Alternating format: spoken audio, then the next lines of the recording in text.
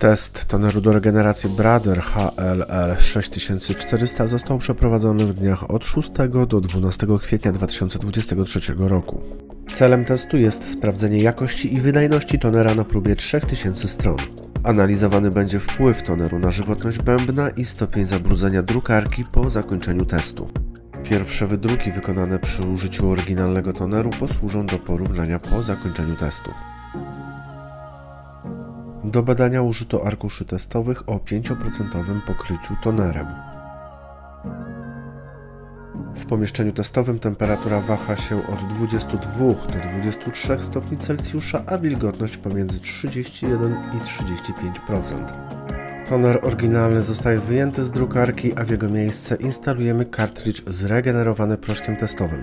Oryginalny proszek został usunięty, a wnętrze pojemnika i wałek magnetyczny zostały dokładnie wyczyszczone.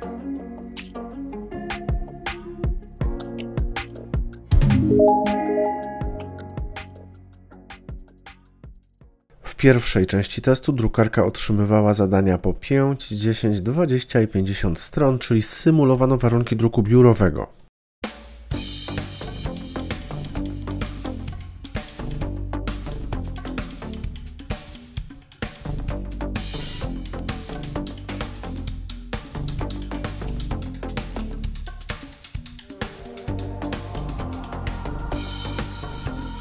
W drugiej części testu drukarka otrzymywała zadania po 500 i 1000 stron, czyli symulowano warunki druku ciągłego, obciążając drukarkę w maksymalny możliwy sposób.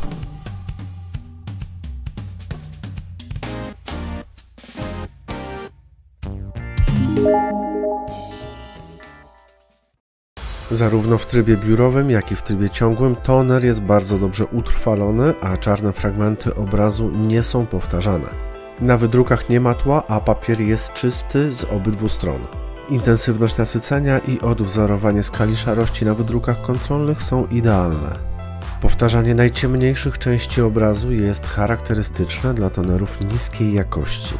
W tym przypadku, nawet po wykonaniu bardzo dużej ilości wydruków, obraz jest utrwalony idealnie.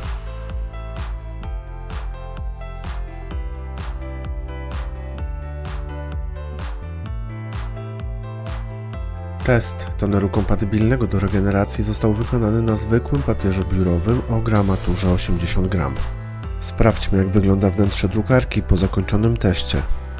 Dolna część maszyny pod miejscem instalacji kartridża jest czysta, toner nie wysypuje się do wnętrza urządzenia. Na czarnych obudowach widać pył z papieru, nie ma to jednak związku z przeprowadzanym testem toneru.